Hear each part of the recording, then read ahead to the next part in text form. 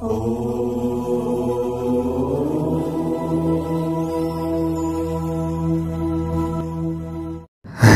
ओम स्वस्ति श्री गणेशाय नमः।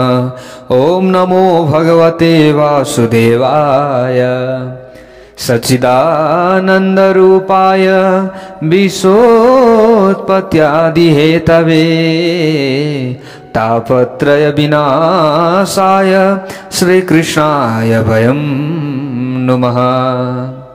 नारायणं नमस्कृत्य नरं चैव नरोत्तमं देवीं सरस्वतीं व्यासं ततो जयमुदीरयेत्। चतुर्मास भागवत कथा श्रीमद् भागवत महापुराण श्रवण गर्दैछौं।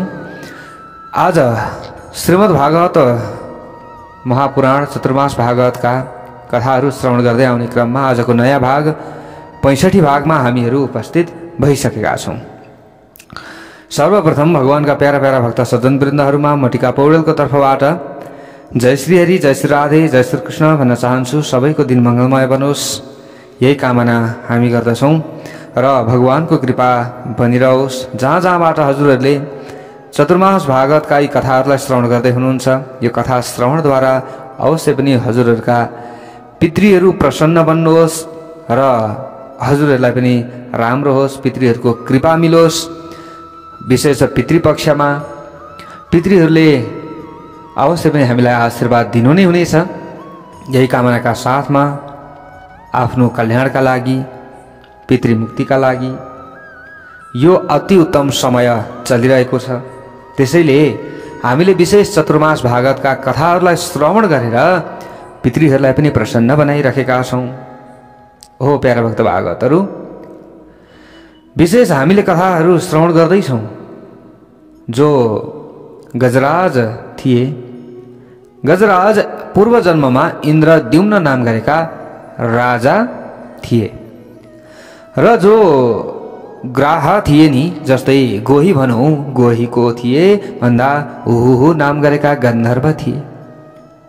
यिनीहरू आफ्नो श्रापका कारणले गर्दा हाततिर गोही बनेका थिए। त भगवानले उद्धार गर्नका लागि आउनुभयो। उद्धार गर्दाखेरि सबैभन्दा अगाडि कसको उद्धार गर्नुभयो? ग्राहको उद्धार गर्नुभयो। त्यो श्रापबाट मुक्त उहाँले बनाउनु भयो भगवानले। हेर्नुहोस् प्यारा भक्त भागवतहरू, त्यस पछाडि हात्तीको पनि उद्धार गर्नुभयो। यसरी सुखदेवजीले राजा परीक्षितलाई यी बहुत सुन्दर कथाहरू श्रवण गराउँदै हुनुहुन्छ। अगाडि गएर यहाँनिर अब सुन्दर प्रसङ्ग आउँछ। उहाँले बताउनुहुन्छ समुद्र मन्थनको वर्णन अब यहाँ आएको छ। प्यारा भक्त भागवतहरू, अत्यन्त रोचक कथा आइराखेको छ। अब यहाँनिर सुखदेवजीले भन्नुहुन्छ, एकचोटिको कुरा हो। दुर्वासा मुनिद्वारा जो प्रदत्त आशीर्वादको रूपमा प्रदत्त एउटा माला थियो, त्यो माला इन्द्रलाई प्राप्त भएको थियो। दुर्वासा मुनिले दिनुभएको थियो इन्द्रलाई। ल अब यो माला त यस्तो बहुमूल्य छ कि यो माला जसले पहिरन्छ उसलाई ऐश्वर्यको कहिल्यै कमी हुँदैन। अब म एउटा मुनि मान्छे, ऋषि मान्छे, मलाई किन चाहियो ऐश्वर्य? ल ठिकै छ, मैले बरु आफ्नो यजमानको उद्धार गरिदिन्छु नि। गएर इन्द्रलाई दिनुभयो, तर इन्द्रले त्यो मालाको महत्त्व बुझेनन्। प्यारा भक्त भागवतहरू हेर्नुहोस्, हामीले भगवानको प्रसादहरू खान्छौँ अथवा भगवानमा चढाएको पुष्प शिरमा लगाउँछौँ। त्यो पुष्प यदि कतै भुइँमा झर्यो, त्यसलाई हामीले नाग्यो, त्यसलाई हामीले कुल्च्यो भने दोष लाग्दछ भन्ने कुराको ज्ञान अब हामीले यहाँबाट लिँदैछौँ। प्यारा भक्त भागवतहरू, यहाँनिर इन्द्रले त्यो मालाको बारेमा बुझेनन्। सिर्फ माला सम्झे, एउटा अब काहीँको फुल होला त्यो सम्झे। हेर्नुहोस् है प्यारा भक्त भागवतहरू, तर भगवानमा चढाएको भगवानको जुन आशीर्वाद स्वरूप थियो त्यो माला पनि दुर्वासा मुनिद्वारा आशीर्वाद स्वरूपले मात्र दिएको होइन कि भगवानको पनि त्यहाँनिर कृपा भएको त्यो माला थियो। त्यो माला इन्द्रलाई दिइसकेपछि अब इन्द्रले मामुली माला सम्झिएर त्यो माला हात्तीको गलामा लगाइदिए। भक्तवत्सल भगवानको जय होस्। त्यो मालाको अवज्ञा गरे। हेर्नुहोस् है प्यारा भक्त भागवतहरू, अब हात्तीको गलामा लगाइएको थियो माला, त्यो माला चुटिएर भुइँमा लतरपतर भयो, त्यहीँ नागियो, त्यहीँ किल्चियो, त्यहीँ अब त्यो माला सबै चकनाचुर भयो। त यो कुरा दुर्वासा मुनिलाई थाहा भयो। त दुर्वासा मुनिले त्यो समयमा नै श्राप दिनुभयो, ए इन्द्र, यो श्री प्राप्तिको ऐश्वर्य प्राप्तिको माला मैले दिएको थिएँ, तर यो मालाको अपहेला तिमीले गर्यौ, त्यसैले मैले श्राप दिएँ। ल तिमी आजदेखि श्रीहीन भइहाल। श्राप दिनुभयो। दुर्वासा मुनि अत्यन्त छिटो रिसाउने मुनि हुनुहुन्छ। फेरि हेर्नुहोस् है प्यारो भक्त भागवतहरू। त अब इन्द्रलाई श्राप पर्यो। बिस्तार बिस्तार गरेर आफूसँग भएको धन सम्पत्तिहरू नासिँदै गयो। ल प्यारो भक्त भागवतहरू, नासिँदै गयो, नासिँदै गयो। जति पनि श्री ऐश्वर्य थियो त्यो सबै, त्यहाँ इन्द्रसँग जति पनि हिरा मोती रत्नहरू थिए ती सबै बिलिँदै गए, आफै हराउँदै गए। कहाँ हराए त भन्दा सबै समुद्रमा गएर पस्न थाले, समुद्रमा गएर पस्न थाले, समुद्रमा गए सबै। त शुक्राचार्य गुरु जो दैत्यहरूका गुरु हुनुहुन्छ उहाँलाई थाहा भयो कि अब इन्द्र श्रीहीन भएका छन्, शक्तिहीन भएका छन्, इन्द्रलाई श्राप परिसक्यो भन्ने कुरा अब जब देवताहरूका शत्रुहरूले थाहा पाए तब अब यहाँनिर तुरन्त स्वर्गमा आक्रमण गरिदिए। भक्तवत्सल भगवानको जय होस्। आक्रमण गर्दै दैत्य सबै मिलेर आक्रमण गर्नका लागि आए। त्यो समयमा सारा जो देवताहरू शक्ति क्षीण भएका थिए, इन्द्र पनि शक्तिहीन भइसकेका थिए। सबै स्वर्गलाई छोडेर भागे, सबै भागे। सबै कहाँ गए? गोविन्दका चरणमा गए, श्री हरि नारायणका शरणमा गए र बिन्ती गर्न थाले, हे प्रभु बचाउनुहोस्, अब बचाउनुहोस् प्रभु, यस्तो यस्तो यस्तो भयो। सबै विवरण इन्द्रले बताइसकेपछि भगवानले भन्नुभयो, अरे भाइ, तिम्रो यो श्री जो वैभव छ नि, यो सबै वैभव समुद्रमा गएर बिलेको छ, सबै समुद्रमा गएको छ। त्यसैले अब फेरि तिमीले श्री प्राप्त गर्न चाहन्छौ, ऐश्वर्य प्राप्त गर्न चाहन्छौ भने कर्म गर्नु पर्दछ। कस्तो कर्म प्रभु? काम गर्नु पर्दछ। काम नगरिकन त्यतिकै माम मिल्दैन। प्यारो भक्त भागवतहरू, हो, काम नगरिकन, कर्म नगरिकन मिल्दैन। तर कर्म पनि सही तरिकाले गर्दा मात्र अधिकाधिक हामीले धेरै धन लाभ गर्न सक्दछौँ। कर्म हाम्रो विपरीत भयो, भरपूर मेहनत त गर्छौँ, कति गर्छौँ, घोटेको घोटै गर्छौँ, दिनमा 16 घण्टा काम गर्छौँ, तर कमाइ भने अलिकति हुन्छ। हेर्नुहोस्, अब अलिकति कमाइ हुन्छ, त्यसलाई सही सदुपयोग हामीले गर्न सकिएन, सही ठाउँमा लगानी गरेर सही तरिकाले हामी अगाडि बढ्न सकिएन भने त्यो धन बढ्दैन। आफू जस्तोको तस्तै जस्तोको तस्तै जस्तोको तस्तै कहिले पनि माथि बढ्न सकिँदैन। त भगवानले यहाँनिर भन्नुभयो, इन्द्र अब कर्म त गर्नुपर्दछ। के कर्म प्रभु? अब समुद्र मन्थन गर्नुपर्छ भन्ने बित्तिकै इन्द्रलाई पसिना छुटो। ल हेर्नुहोस्, एक त पराक्रम एकदम कम भएको छैन, सबै हातखुट्टा कामिराखेका छन्, तीमाथि अब समुद्र मन्थन गर्ने हामी एक्लैले कसरी सम्भव छ प्रभु? यो हामी देवताहरूले मात्र कसरी सम्भव छ यो? तब भगवानले फेरि भन्नुभयो, हे देवता हो, तिमीहरू एक्लैले यो कार्य गर्न पनि सक्दैनौ, ठिकै छ, यो मैले बुझेको छु। तर दैत्यहरूको सहायता लियौ भने तिमीहरूको काम बन्ने छ। तर फाइदा लिनु पर्दछ भने शत्रुहरूबाट पनि फाइदा लिन जान्नु पर्दछ। हे इन्द्र, भगवानले यसो भन्नुभयो। त इन्द्र त्यतिखेरै डराए, अरे प्रभु के भन्दै हुनुहुन्छ? अहिले त दैत्यहरूबाट भागेर हामी तपाईँको शरणमा आउँदैछौँ, अब दैत्यहरूले मान्लान् त हामीले भनेको कुरा? मान्लान्? यो त गाह्रो छ। हुँदैन। शत्रुलाई मित्र बनाउन सकिँदैन। यदि मित्र बनाइयो भने त्यो व्यक्तिले, ती शत्रुहरूले डस्छन् एक दिन त, राम्रो ठान्दैनन् उनीहरूले। तर भगवानले भन्नुभयो, हे इन्द्र, आफ्नो लाभका लागि आफू झुक्नु पर्दछ। अहि मुसकवत, जस्तो परिस्थिति बन्दछ त्यस्तै तरिकाले आफू अगाडि बढ्न सक्नु पर्दछ। हेर्नुहोस्, अब यहाँनिर सर्प र मुसाको मित्रताको बारेमा उदाहरण दिएको छ प्यारा भक्त भागवतहरू। पहिली त अब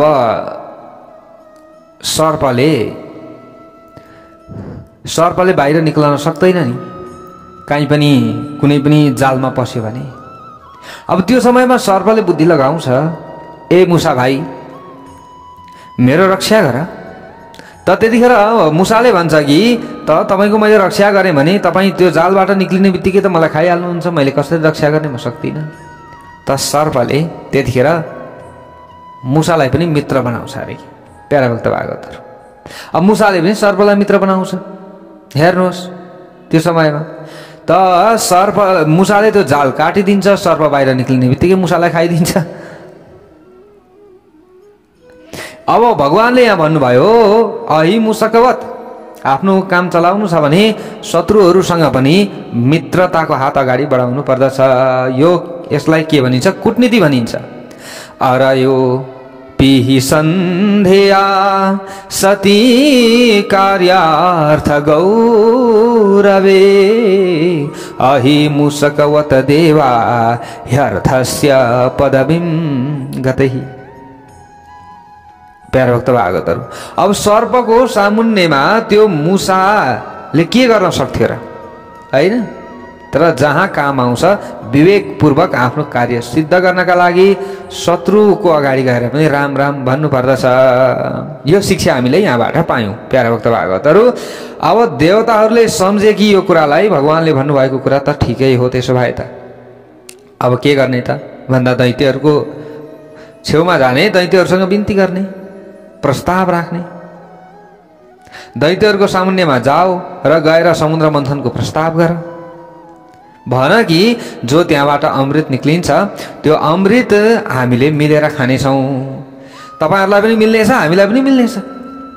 त्यस पछाडि तपाईँहरूलाई पनि अमरत्व प्राप्ति हुन्छ, हामीलाई पनि अमरत्व प्राप्ति हुन्छ। अब दुई बीचको जतिसुकै लडाइँ झगडा भए पनि यहाँ मर्नेवाला कोही पनि हुँदैन, तपाईँहरू पनि पराक्रमी बन्नुहुनेछ।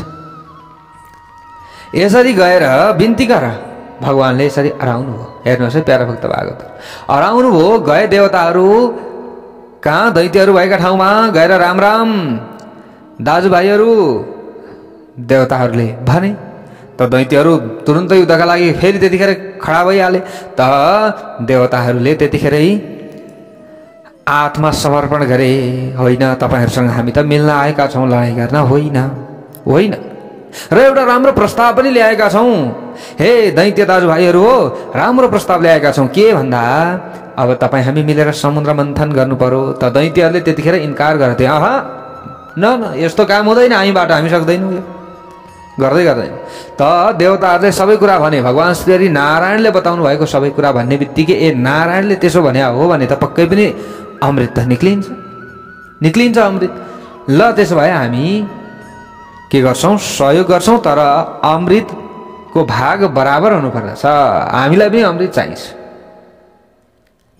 अब हेर्नुहोस् है प्यारा भक्त भागवतहरू, अब दैत्यहरू सफल भए देवताहरूसँग मिल्न, देवताहरू पनि सफल भए दैत्यहरूसँग मिल्न, दुवैजनाको मिलन भयो दुवैतिरको। अब के भयो त भन्दा अब समुद्र मन्थन त गर्नु पर्यो, मदानी चाहियो। कहाँबाट के ल्याउने? भगवानले भन्नुभयो जाओ मन्दरा चल पर्वतलाई उठाएर लिएर आओ। दैत्यहरू देवताहरू सबै गए कहाँ?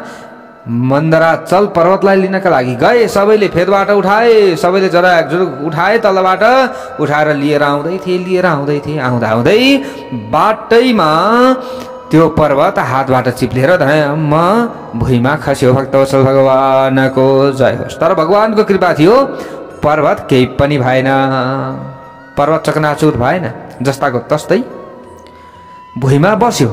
त उठाउन खोजे फेरि सबै मिलेर, उठ्दैन त पर्वत।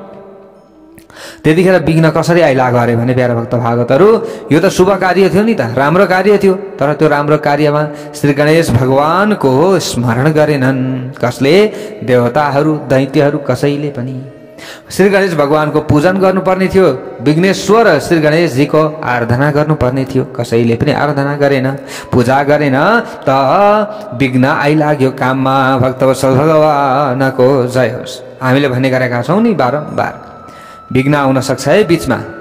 अब विघ्न आउनु भनेको हामीले गर्दै गरेको कार्य बीचमा सफल नहुनु मात्रै होइन विघ्न आउनु भनेको, हामीले गरेको कार्य पूर्ण नहुनु पनि। जस्तै हामीले त्यसको पूर्ण फल प्राप्त नहुनु।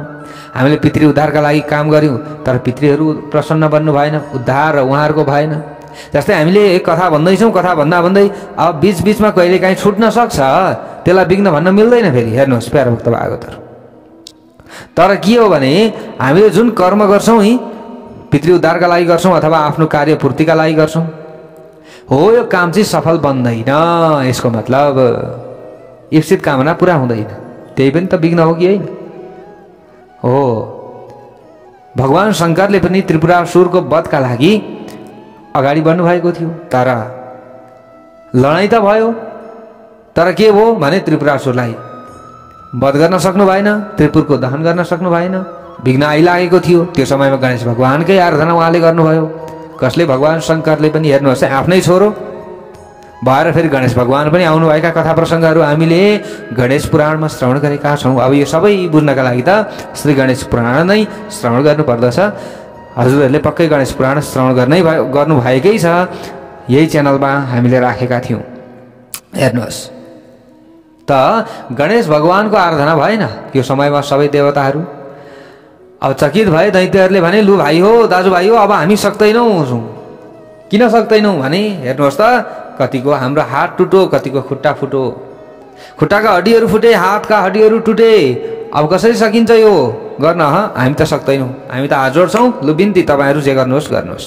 त देवताहरूले तुरुन्त भगवान श्री हरि नारायणको ध्यान गरे। भगवान प्रकट पनि हुनुभयो, देवताहरूलाई भन्नुभयो, सबैलाई भन्नुभयो, विघ्नहर्ता उनी श्री गणेशजीको ध्यान गरेनौ, आराधना गरेनौ, ठिकै छ, अब विघ्नहर्तालाई प्रसन्न बनाओ, म यो पर्वतलाई लिएर जान्छु।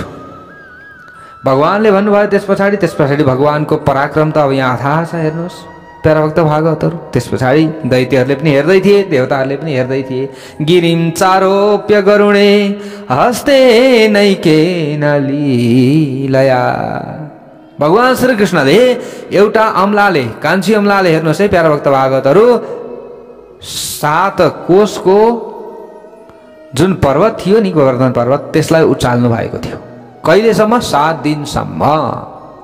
हेर्नुहोस्, 7 कोस के गिरिधर वपु, 7 वर्ष के श्याम, 7 दिन नख पे धरयो, रहयो गिरिधर नाम।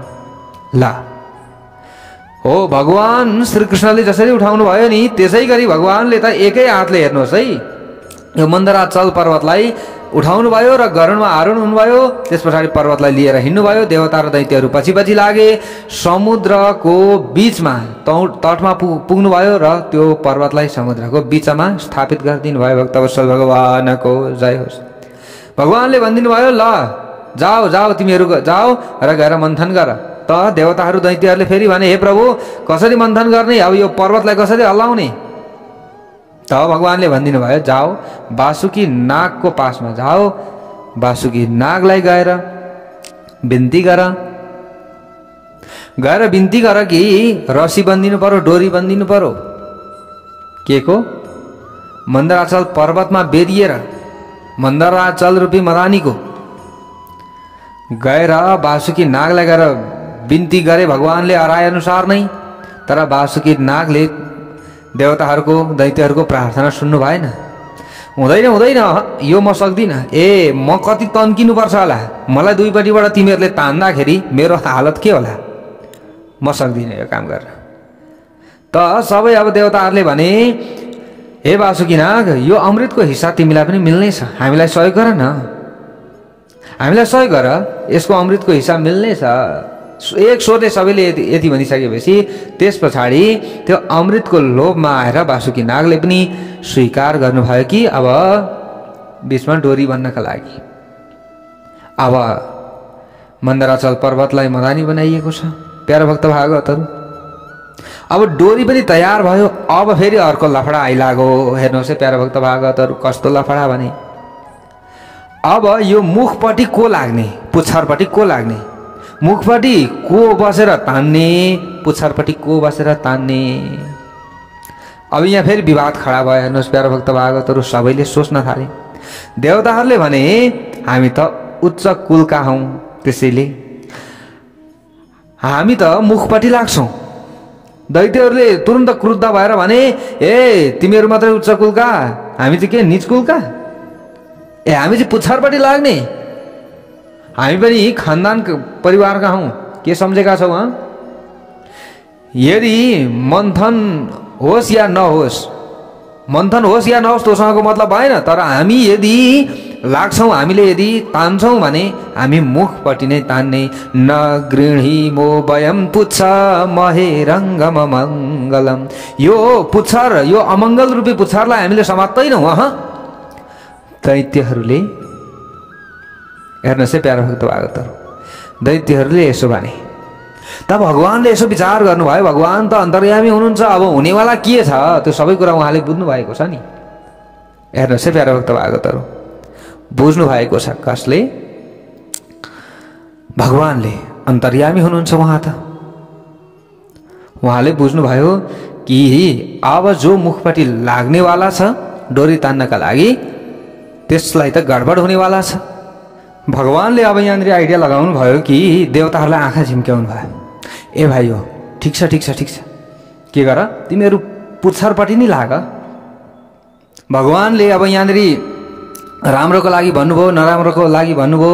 देवताहरूले त्यो सोच्दैनन् फेरि। हेर्नुहोस्, भगवानले जे भन्नुहुन्छ त्यो देवताहरूले फ्याट्टै मान्छन्। त्यही भएर त देवताहरू भगवानको पक्षमा छन् त, दैत्यहरूले भनेको मान्दैनन्।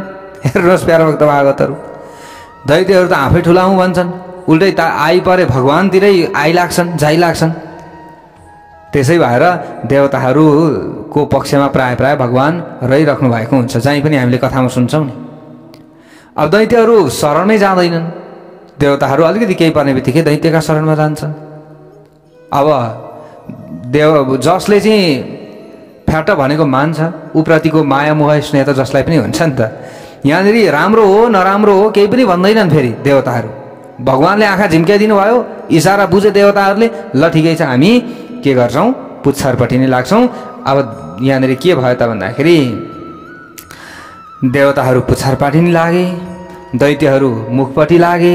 हेर्नुहोस्, ल ठिकै छ तपाईँहरू नै के हुनुभयो, बडा बुवाको छोराहरू हुनुभयो, तपाईँहरू मुखतिरै लाग्नुहोस्। देवताहरूले अब यसरी भने सबै अब त्यहाँनिर कुराकानी मिल्यो, सबै कुरा अब अघिसम्म त वाद विवाद चलेको थियो। कुराकानी मिलिसकेपछि अब समुद्र मन्थन प्रारम्भ भयो। प्यारो भक्त भागवतहरू, दैत्यहरूले मुखतिर पक्रेका छन्, देवताहरूले पुच्छतिर पक्रेका छन्। समुद्र मन्थन सुरु भयो। तर मन्थन गर्दा गर्दै अब त्यहाँनिर हेर्नुहोस् है प्यारो भक्त भागवतहरू, त्यो मन्दराचल पर्वत उँधो भासिन थाल्यो। ल भगवानले यसो विचार गर्नुभयो, ओहो भएन यो तरिकाले त, मन्दराचल पर्वत त उँधो भासिँदैछ, मुनि जति घुमायो अब त्यति नै उँधो जाने भयो नि त। अब खाली उँधो जुन जमिन छ, जमिनमा त अब भगवान हतार जानुभयो र उहाँले कछुवाको रूपलाई धारण गर्नुभयो। भक्तवत्सल भगवानको जय होस्, कच्छप भगवानको जय होस्। कच्छप अवतार भगवानले लिनुभयो। अब नारायण भगवानले नि जानुभयो र गएर के गर्नुभयो, कृत्वा वपुः कच्छप मदभूतं महद प्रविश्यतोयं गिरिमुज्जहार। समुद्र भित्र प्रवेश गरेर त्यस पछाडि त्यो जो मन्दराचल पर्वतलाई आफ्नो माथि ढाडमाथि राख्नुभयो भगवानले र आफू मुनि बस्नुभयो कछुवा बनेर। अब हेर्नुहोस्, कछुवाको त्यो खबटो नि धेरै त कडा हुन्छ, केही गर्दै त्यो खबटोलाई हतपत त्यसलाई भाँच्न यताउता गर्न तोड्न सकिँदैन कि, त्यस्तो बलियो हुन्छ। त भगवानले अब कच्छपको रूप धारण गर्नुभयो र मुनि बस्नुभयो। अब भगवानले माछाको रूप धारण गरेर पनि बस्न सक्नुहुन्थ्यो, तर कछुवा बनिसकेपछि उसको त्यो बाहिरको खबटो निकै बलवान हुन्छ। भगवान त्यति अज्ञानी हुनुहुन्न प्यारो भक्त भागवतहरू, धेरै ज्ञानी हुनुहुन्छ, बुझ्नुहुन्छ उहाँले। त कच्छप अवतार नै भगवानले लिनुभयो र अब त्यस पछाडि पर्वतलाई माथि उठाइदिनु भयो। अब समुद्र मन्थन फेरि प्रारम्भ भयो। मन्थन भइरहेको छ प्यारो भक्त भागवतहरू। अब के भयो त भन्दा बासुकी नागलाई पीडा हुन थाल्यो। तातियो नि त डोरी, हामीले यसरी घोटेको घोटे गर्दाखेरि डोरी तातिन्छ कि तातिँदैन? हो त्यस्तै अब बासुकी नाग पनि तातिए। अब मुखबाट तातो तातो एकदम बाफ निक्लिन थालो। अलिअलि अलिअलि अलिअलि गर्दा गर्दै हेर्नुहोस् है प्यारो भक्त भागवतहरू, बासुकी नागको मुखबाट गर्दा गर्दै गर्दा गर्दै त यति तातो आगोको ज्वाला जस्तो बाफ निक्लिन थाल्यो कि त्यसको त त्यो खप्नै सकिरहेका छैनन् यहाँनिर दैत्यहरू। अब दैत्यहरू बासुकी नागको त्यो मुखको आगोको त्यो ज्वालाले डढेर सबै काला भए। भक्तवत्सल भगवानको जय होस्। त यतिखेर देवताहरूले पनि बुझे, ओहो भगवानले त यस्तो हुने रहेछ र पो हामीलाई पुच्छरपट्टि लाग भनेर इसारा गर्नुभएको रहेछ। दैत्यहरू एक आपसमा कुरा गर्न थाले, हेरौँ त हामी बडा बाबुको छोराहरू बन्ने भएका, अब यस्तै भयो नि, हेर त अब काम हो छोड्नु पनि भएन, किनभने बाचा दिएको छ। फेरि बाचा त पुरा गर्नु पर्यो जस्तो सुकै कष्ट सहेर पनि आफूले, नत्र त नामर्द भनिहाल्छन् फेरि देवताहरूले। छोड्नु भएन, अब जस्तो सुकै होस्, कठिन होस्, आगो ज्वालाले उताबाट झ्यामझ्याम हानेको होस्, जस्तो सुकै होस्, उनीहरूले अब त्यो काममा निरन्तरता दिए। हेर्नुहोस् प्यारो भक्त भागवतहरू, अब मजाले मन्थन गरिराखेका छन्, मन्थन गरिराखेका छन्। हेर्नुहोस् है प्यारो भक्त भागवतहरू, यस्तो यहाँनिर भयो। अब यहाँनिर के भयो त भन्दा सबैभन्दा अगाडि मन्थन भइराखेको छ। त कुनै पनि हामीले काम गर्छौँ भने सबैभन्दा अगाडि काहीँ न काहीँ केही न केही समस्या त आउँछ होइन। राम्रो काममा काहीँ न काहीँ विघ्न त आउँछ, आइराखेकै हुन्छ। फेरि जस्तो राम्रो काम हुन्छ नि त्यहाँ चाहिँ फेरि खुट्टा तान्नेहरूको सङ्ख्या पनि बढ्छ। राम्रो काम कसैले गर्दैछ भने विघ्न पनि आउँछ, राम्रो काम कसैले गर्दैछ भने। तर अब यहाँ हेर्नुहोस्, यहाँनिर पनि के भयो त भन्दा अमृत निक्लिनु पर्ने थियो, तर सबैभन्दा अगाडि के निक्लियो? विष निक्लियो। भक्तवत्सल भगवानको जय होस्। अब जो एकदम विष निक्लिसकेपछि त जलचरहरू छटपटाउन थाले। जलचरहरूलाई पीडा भयो नि त, एकदम जलचरहरू छटपटाए एकदम।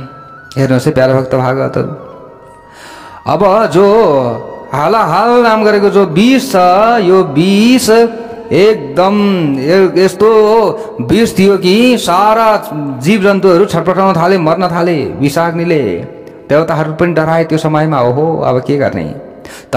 भगवानले भन्नुभयो अब यो विष प्रकट भयो, यसलाई एकट्ठा गर। सबै मिलेर एकट्ठा गरियो त्यो विषलाई एकट्ठा त गरियो। अब त्यो विष कहीँ फाल्ने ठाउँ भएन, जहाँ फाले पनि यो संसार ध्वस्त हुने भइगयो, नष्ट हुने भइगयो, विष त फैलिँदै जाने भयो सबैतिर।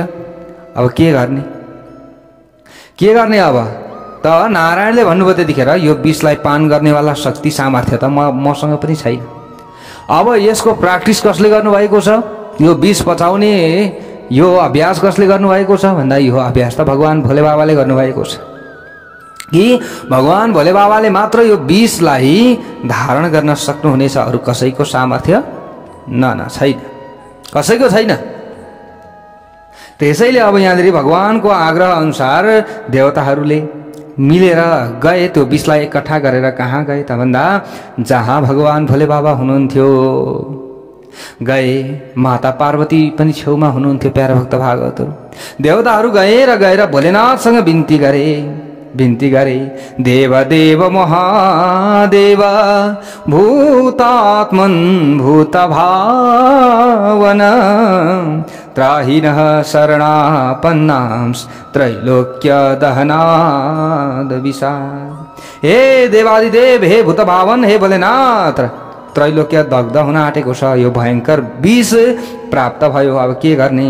अब हाम्रो रक्षा गर्नुहोस् यो विषलाई पान गरेर। हेर्नुहोस् है प्यारो भक्त भागवतहरू, हामीलाई कसैले विष खा भनेर आएर भन्छ भने हामी विष खान्छौँ होला? त्यो सम्भव छ त? आज यहाँनिर नास्तिकहरू के भन्छन् भने भगवान भोले बाबाको प्रसाद भन्दै यहाँनिर अनेक उधुम मचाउँछन् नि। यो त भगवान भोले बाबाको प्रसाद।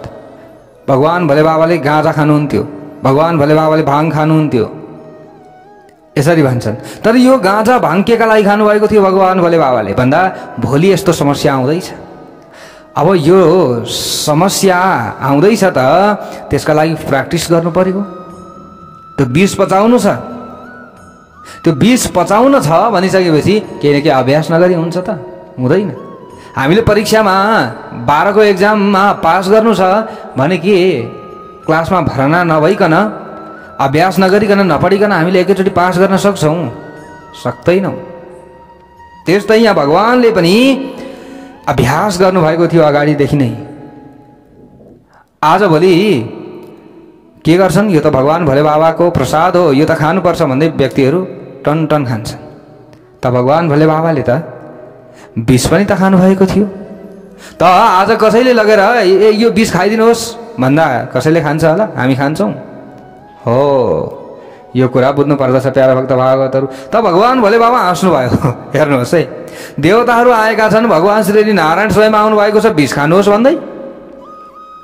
त भगवानले भन्नुभयो, ए पागल, तपाईहरू पागल हुनुभएको छ, मेरा पतिदेवलाई विष खुवाएर के मार्ने?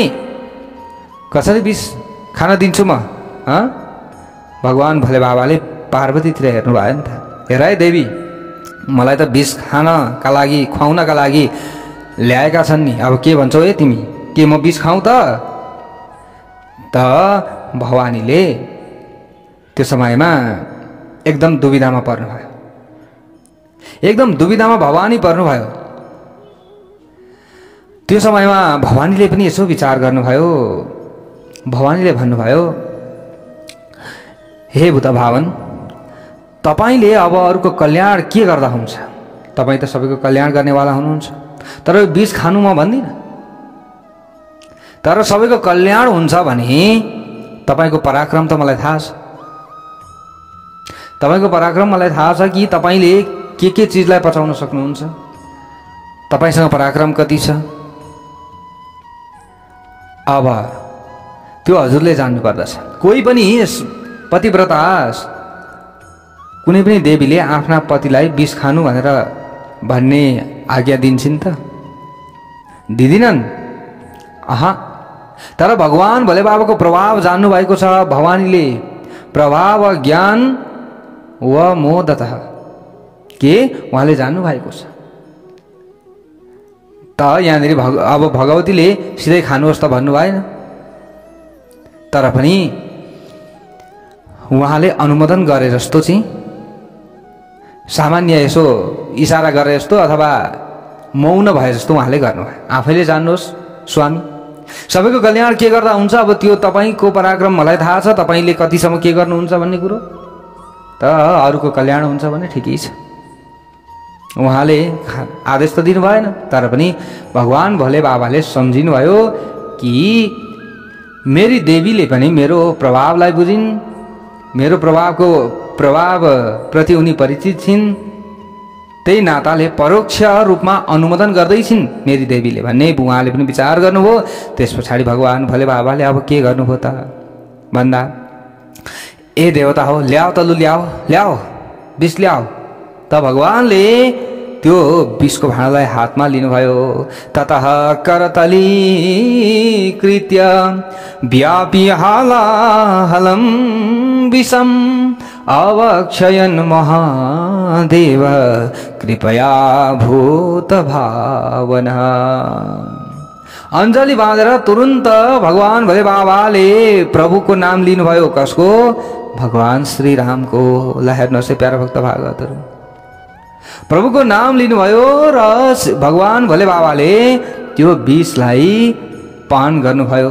तर त्यो विषलाई हृदयमा पुग्न दिनु भएन, किनभने भगवान भोले बाबाले रा भनेर मुखमा लाउनु भयो, म भनेर च्याप्प मुख बन्द गर्नुभयो र त्यो विषलाई हृदयमा पुग्न दिनु भएन। किनभने उहाँले विचार गर्नुभयो, मेरा इष्ट आराध्य, मेरा देवता, मेरा भगवान प्रभु श्री हरि नारायण, उनै श्री हरि राम मेरो हृदयमा नित्य निवास गर्नुहुन्छ। मैले हृदयमा त्यो विषलाई पुर्याएँ भने त उहाँलाई कष्ट हुन्छ। बमन गरौँ भने सारा विश्व समाप्त हुन्छ, अब त्यसलाई हृदयमा पुर्याउँ भने मेरा प्रभुलाई कष्ट हुन्छ। भगवान भोले बाबाले यो विचार गर्नुभयो र मुख बन्द गर्नुभयो। त्यस पछाडि के गर्नुभयो उहाँले? त्यो विषलाई आफ्नो गलामा, आफ्नो कण्ठमा उहाँले धारण गर्नुभयो। नाम प्रभाव जान शिवनीको कालकूट फलो दिन अमीको। हेर्नुहोस् प्यारो भक्त भागवत, रामचरित्र मानसमा यहाँ कालकूट नामको विष भनेर बताइएको छ। श्रीमद् भागवतमा हालहाल भनेर यसरी बताइयो। प्यारो भक्त भागवतहरू हेर्नुहोस् है। अब यो विषलाई भगवान शङ्करले अमृत तुल्य बनाइदिनु भयो। भोलेनाथको कण्ठमा त्यो विष रहने बित्तिकै भगवानको त्यो कण्ठ के भयो? नीलो भयो। त्यस पछाडि भगवान भोले बाबाको नाम के भयो? नीलकण्ठ। नीलकण्ठ भगवानको जय होस्। अब यहाँबाट उताको कथा भोलि हामीले श्रवण गर्नेछौँ। भक्तवत्सल भगवानको जय होस्।